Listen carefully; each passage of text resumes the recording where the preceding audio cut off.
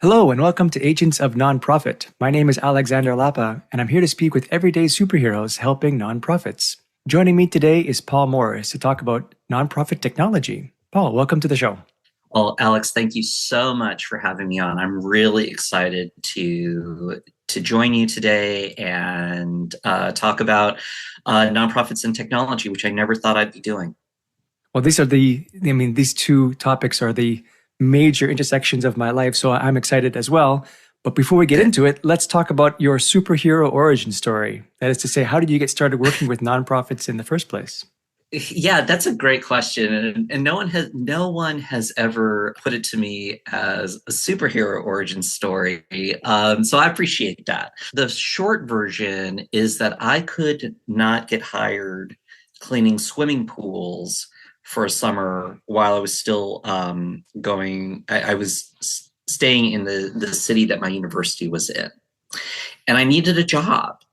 And I took a job as a work study student with a nonprofit, an HIV/AIDS service organization in their development department. And I'm using quotes around that because it was a development director and a work study student. And that was the whole department. So it wasn't like a staff of like 5 or 10 or anything like that. And I discovered within about 3 weeks of starting that job, I discovered that working in the nonprofit space, and more particularly working in nonprofit fund development, was what I was actually meant to do. It was like something happened, and I came into work one day, and suddenly I was like, this is it. This is what I need to be doing. And that was more than, it's a little over 30 years ago now. And I honestly could not imagine doing anything else. For 28 years, I worked in staff level development, so working at the local level, the state level, the national level. And a little over 2 years ago now, I decided to take a bet on myself and go out on my own and consult full time. And I feel very, very fortunate to have been able to do that because I get to help and work. I get to work with so many incredible organizations doing very, very vital work. I have a number of consulting interests, but the one that is most focused on technology and something that I never thought, like I said, I never thought would happen. I lead the executive fundraising coaching team at Auxilia, which is a CRM platform. It's actually an all-in-one platform. And we offer one-to-one tailored coaching for our clients. And I lead a team of 5 in that endeavor. Oh, I'm curious to know because that jump to freelance has always been a scary move, at least for a lot of people. I'm curious to know how is that transition for you from 28 years ish from something more secure to all right, freelance, let's go on our own and find something that's a bit more risky, but maybe more rewarding? It That is a great way to put it.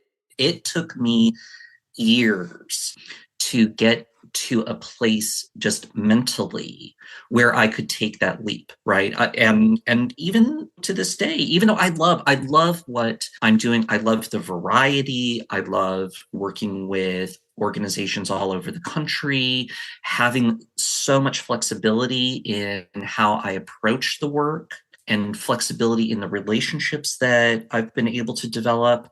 It's still scary. I just got to a place in my life where I needed that if I wasn't going to bet on myself and have confidence in myself as a professional, then I would not have been able, right? I wasn't ever going to do it.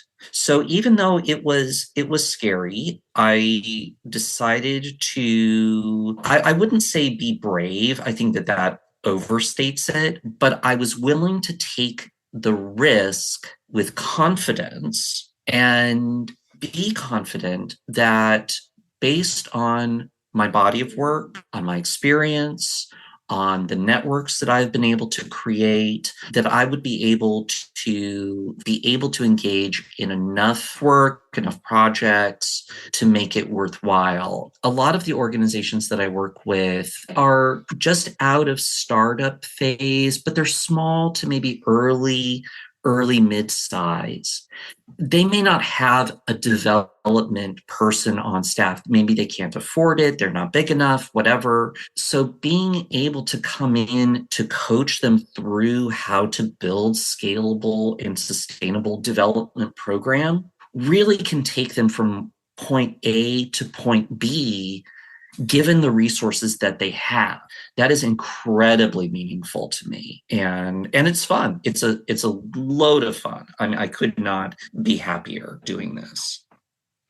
Yeah, without getting too woo-woo myself, I agree that when you find your purpose and all of a sudden the universe aligns to that, like it supports you and it shows you the way kind of thing. And there's a really weird Yes. experience. If you've never had it before, I've experienced it a couple of times.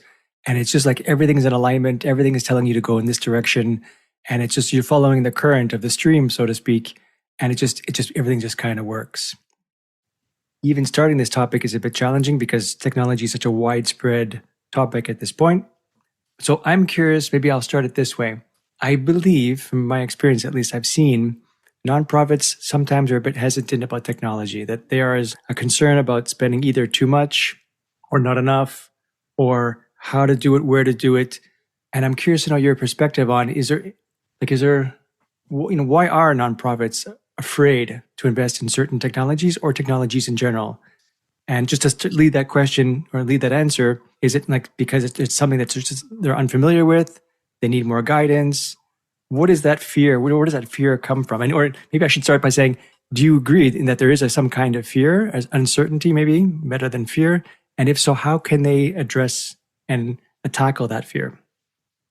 Yeah, I do agree with that. Now, I will say I don't consider myself a technologist, right? I don't have an expertise or a background in technology. My background would be, I suppose, from the user end of this question. But I've seen plenty, and over the last couple of years in my work with Auxilia especially, I've I have seen that fear.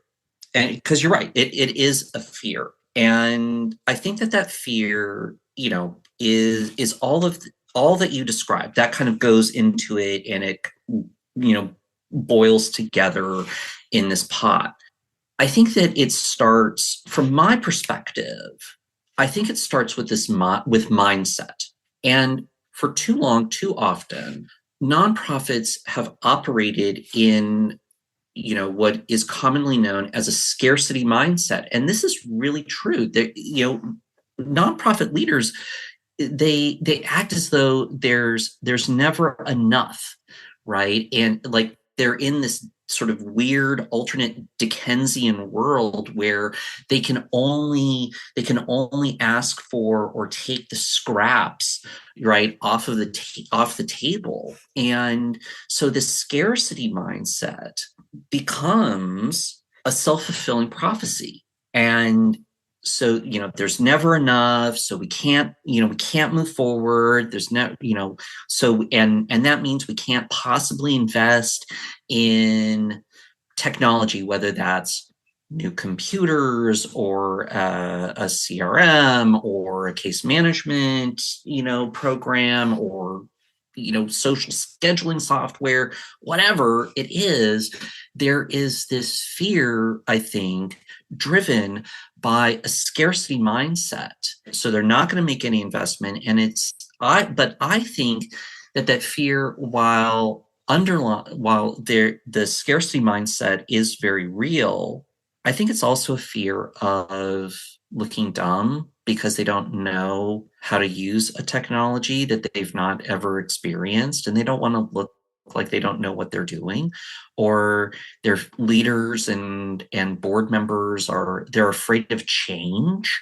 That, oh well, they're going to have to do something different than what they've become comfortable doing, and that can certainly spark a great deal of fear. Someone has to be willing to say, yes, change is scary, but we need to make this change to be able to grow, to be able to continue serving our community, doing our work. And even though it's scary right now, we can do it because we've been cautious, we've done our research, we have found a good partner, and we can make this investment in ourselves, in our future, because if we don't, we will stay where we are at, and that does not serve our mission or our vision in any effective way. So it sounds like they need to. So there's 3 points that you mentioned. I'm picking on the third one. It sounds like if you don't invest in the future, you're going to be left behind, so to speak. Like there's a fear of the future at the same time, like because we're comfortable now, we understand how things work now. But if the nonprofit stays in that space and they don't adapt, they don't evolve into the future, then I mean, at a certain point, things might become stale. And how would they be able to overcome this kind of fear? Like, is it informing them, letting them know how important it is to stay current, and current by putting also in quotes, because that doesn't mean, bleeding edge necessarily, but at least somewhat current, versus saying with what we have, what we know, and hanging on to that for as long as we possibly can. There must be some way to help them see the need for continual investment in technology. I want to know if you have any perspective on that. Yes, that's exactly what people need to do. And that is why being an experienced partner is so important, because I think that sometimes, people need someone to come in and say, I have been where you're at, so I understand the fear, the concerns, the resistance, but it's okay. And this is how we're going to get there together, because this is the way that you will continue to scale and grow. What I have never understood is that nonprofits seem to believe that they have to do more with less, right? Whether it's staff resources or technology resources or financial resources, that there's some nobility in doing more with less. And I think that is ridiculous. I'm not saying, spend hundreds of millions of dollars on investments in technology, but for God's sake, don't use 10-year-old computers, right? Don't use an Excel or Google spreadsheet to track your donations or your communications or engagements and expect, and think that you're going to be able to grow long term. And someone at some point has to say, we are at a point where if we do not invest in ourselves, in our work, we will not grow in the way that we want to.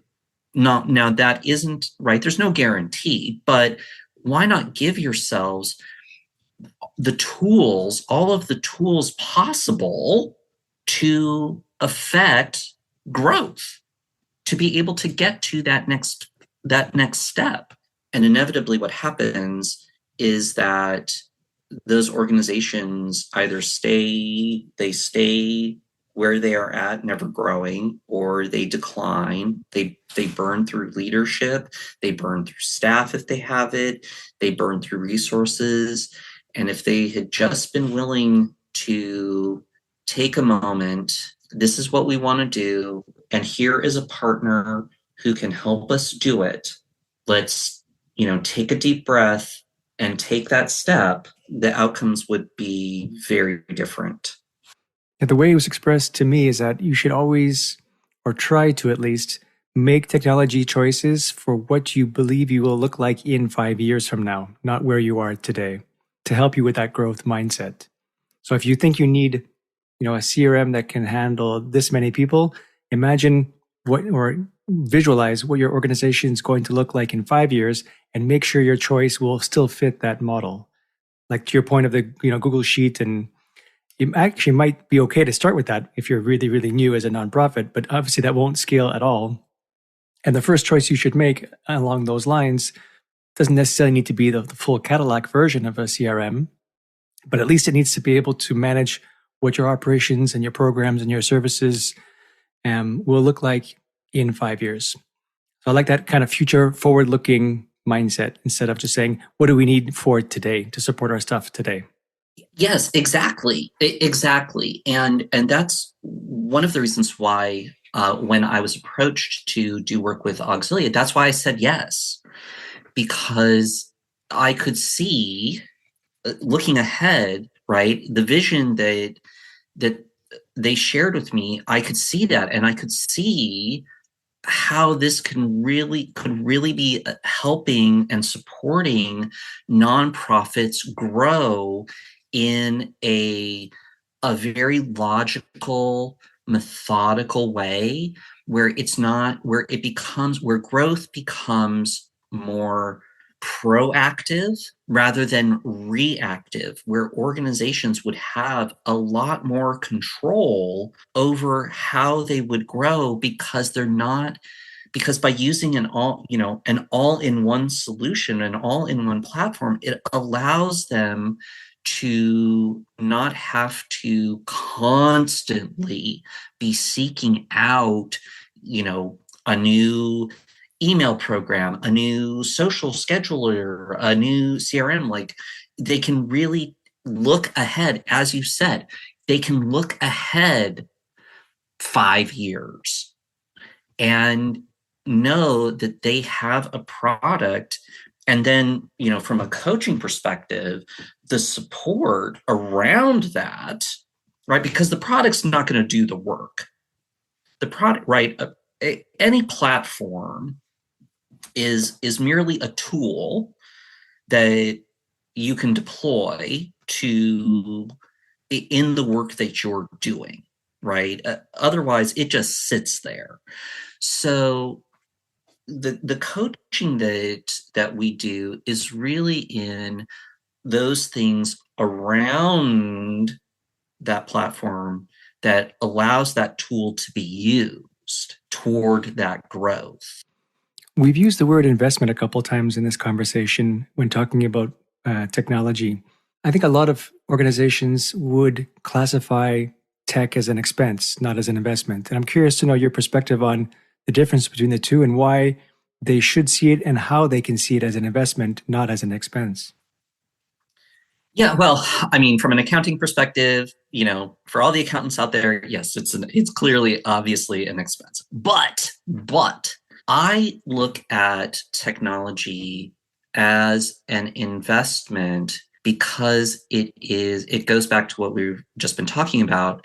Technology is a tool that I can use to do the work better, more efficiently, more effectively. If I am in charge of an organization, right? If I am responsible or in charge of an organization's growth, I want all of the tools that I will need to make that happen. For some organizations, many organizations, they may lack the resources to make the investments that they want to make. But I think that there are economies of scale. They can scale that down and they can make investments that are comfortable, because those investments, by and large, I believe, based on my experience, those investments will pay off. Being a nonprofit, that is merely a tax status. It's not a way of living, right? It's not a way of operating. Being willing to shift one's mindset toward looking at technologies, staff, whatever, as an investment in not only in the future, but also in your present, I think is a much proactive approach, and it gives an organization a lot more control over its own destiny. If everything is just, if things like that are merely looked at as expenses, as a drain on an organization's resources, the likelihood that they will be able to break out of that scarcity mindset of that, oh, we have to do so much more with so much less. The likelihood that they break out of that, I think, is much, much less. And that is, I think, to the detriment of that organization's mission. It is to the detriment of the community that organization serves, and it is to the detriment of the overall fabric of the nonprofit space. I do like the idea and the concept and I want to underline, in fact, that the designation, the difference between a nonprofit and a for-profit is really a tax designation. It doesn't mean they have to operate fundamentally differently. And that, I think, is such an important comment that I wanted to underline, because unfortunately, too many nonprofits do operate under that scarcity mindset, that they have to do more with less, that they can't do the same kinds of things that for-profit companies can because they have a different outcome in mind. But that's totally not true. I mean, yes, they do have a different outcome, but they can operate in the same capacity. They can be just as efficient, just as lean, just as investing, or they can just invest in the same amount as a for-profit company, and that's okay. So I really wanted to make sure that was clear, and that was a really great comment you made. Yeah, oh gosh, Alex, I cannot tell you how many board members have said to me, we need to operate more as a business.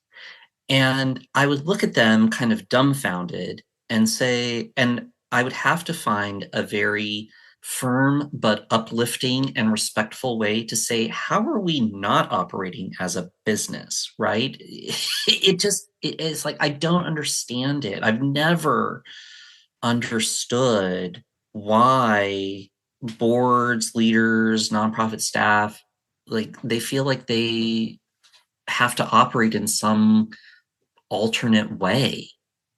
They don't have to. They shouldn't.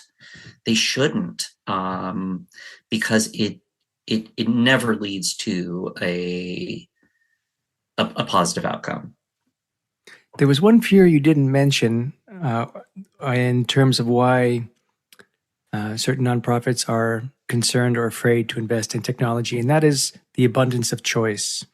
And what I remember from my old psychology days in university was that concept of the paradox of choice. And the idea that was explained to me was that, let's say you've got two ice cream stores side by side. One sells 5 ice cream or 7 ice creams, flavors of ice cream, and the other sells 101. And the idea is the one that sells 7 will probably have more sales than the one that sells 101, even though there are many more choices. And it's actually because of that reason, because there are so many choices to make, that buyers all of a sudden become overwhelmed by the number of choices and end up not making a choice at all. And I'm curious to know, does that concept apply to nonprofit technology as well, from your perspective? I think that it does. So, like I said, I've been doing this a long time, more than 30 years, and I have probably been pitched more than once by nearly every, if not every, CRM vendor in the marketplace, and many that no longer exist. It's pretty close.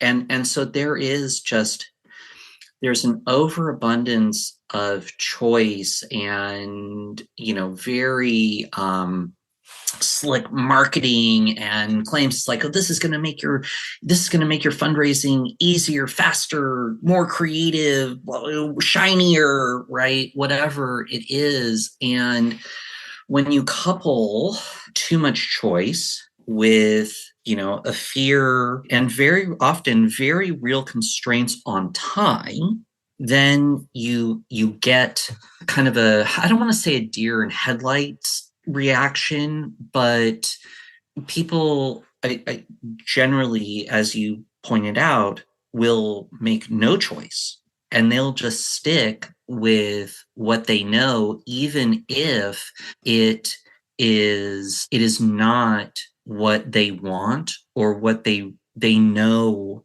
that they need. A strong and supportive partner, right, can help you make a choice by sharing very clear and precise technical information. But I think more importantly, what a strong partner can do is they can give you confidence, right? They can give you the confidence that is necessary to make that choice because you know your mission, you know the vision that you have. They're able to articulate a solution to the needs that you've been talking about, but maybe haven't been able to exactly land on. And so in doing that, it allows an organization to actually not only make a choice, but to take action, right? To walk into the confidently walk through that door and say, okay, I know that this is the place for me because it is clear, it is precise.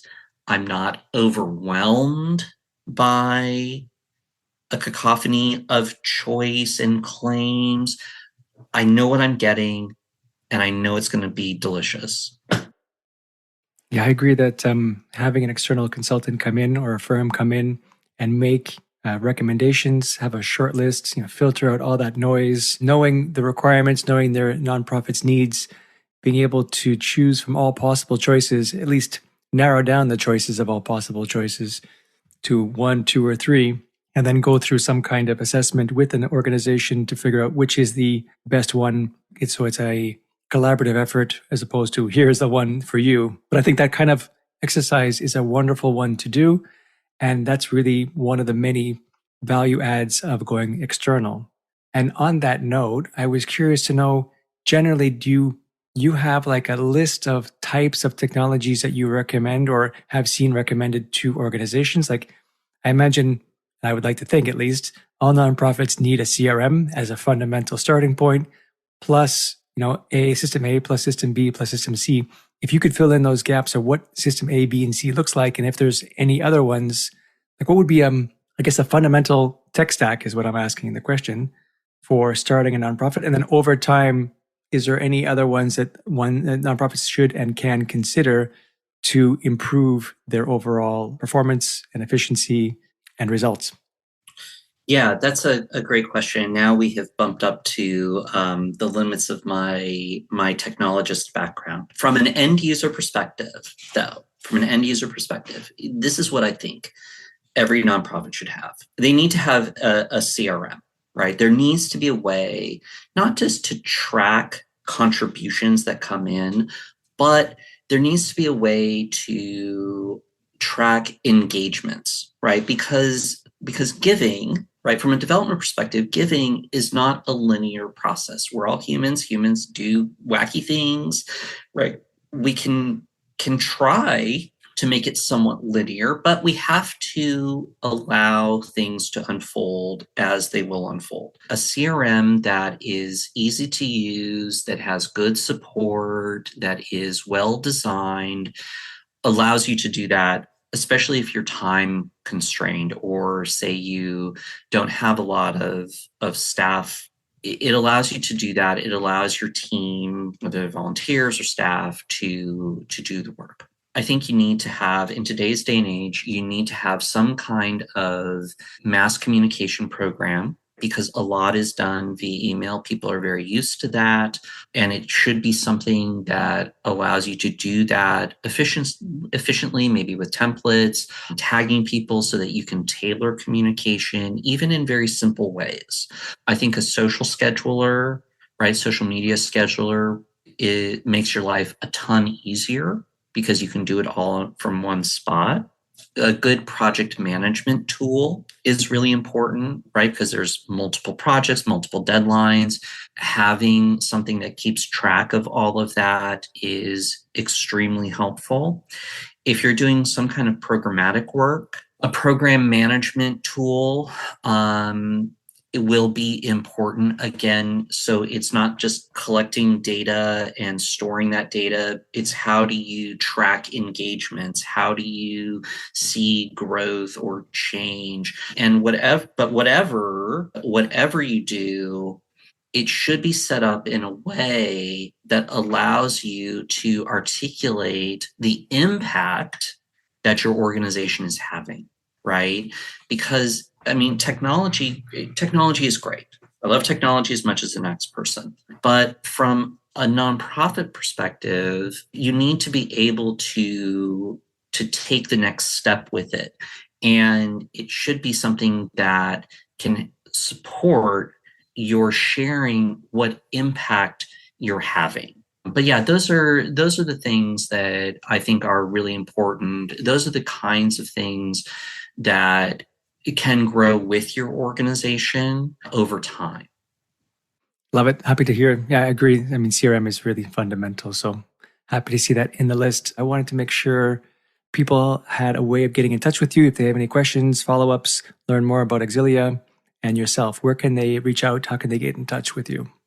Yeah. So they can go to the Auxilia website. It's theauxilia.com. They, of course, can reach me at my email, PMorris, MORRIS, at theauxilia.com. If they just want to reach out generally, they can reach me at Foundry Fundraising. That is my own company, kind of the basis of everything. That's Paul at foundryfundraising.com. And of course, I'm on LinkedIn and happy to connect with people in whatever way makes the most sense for them.